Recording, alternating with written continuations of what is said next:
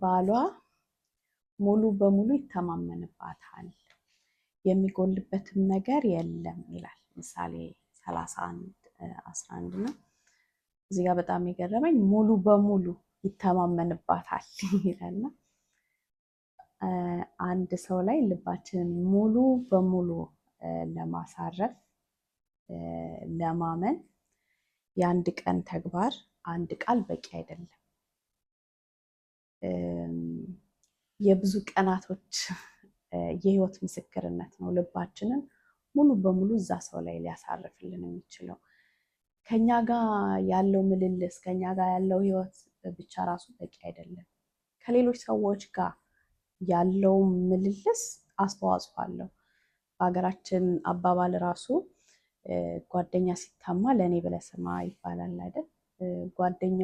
ጓደኛችንን የሚያማ ሰው ዞር ብሎ እኛንም እንደሚያማን ምንም የሚያጠራጥር ነገር አይደለም ማለት ነው። ላላገቡ ሰዎች አንድ የሚሰጥ ምክር አለ አይደለ? ከቤተሰቧ ጋር ያላት ግንኙነት ምን እንደሚመስል አስተውሉ። ሬስቶራንት ስትሄዱ አስተናጋጆችን እንዴት እንደሚያስተናግድ አስተውሉ።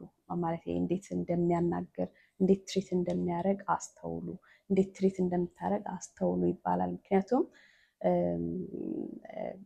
ያ ሰው ወይ ያቺ ሴት በዛ ጊዜ ትክክለኛ ማንነቷን ወይ ማንነቱን ላይገልጡልን ይችላሉ። ግን እነዛ ሰዎች ጋር ትክክለኛ ማንነታቸውን ይገልጣሉ። ታማኝ ከሆኑ ታማኝነታቸውን ከሌሎች ሰዎች ጋር ባላቸው ግንኙነት ማስተዋል እንችላለንና ይቺ ሴት ታማኝነት ከባሏ ጋር ብቻ ያለ አይደለም። ከባሏ ጋር ብቻ ያላት ታማኝነት አይደለም ልቡን ሙሉ ለሙሉ ያሳረፈው ብዬ አምናለሁኝ። ከሌሎች ሰዎች ጋርም በየቀኑም ባላት ምልልስ ታማኝነት የህይወት ምልልሷ አንዱ አካል ነው፣ አንዱ ባህሪዋ ነው ማለት ነው። እና ዮሴፍ ነው አይደል የታማኝነት ትልቁ ምሳሌያችን መጽሐፍ ቅዱስ ላይ።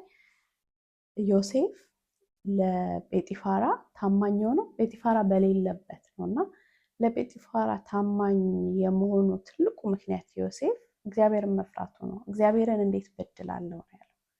ለእግዚአብሔር ታማኝ የሆነ ሰው ለሰው ታማኝ መሆን አይከብደውም።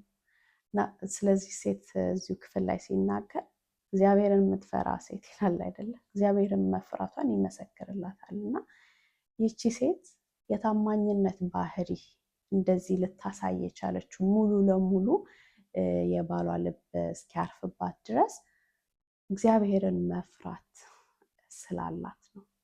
እና የልባም ሴት አንዱ መልካም ባህሪ ታማኝነት ነው።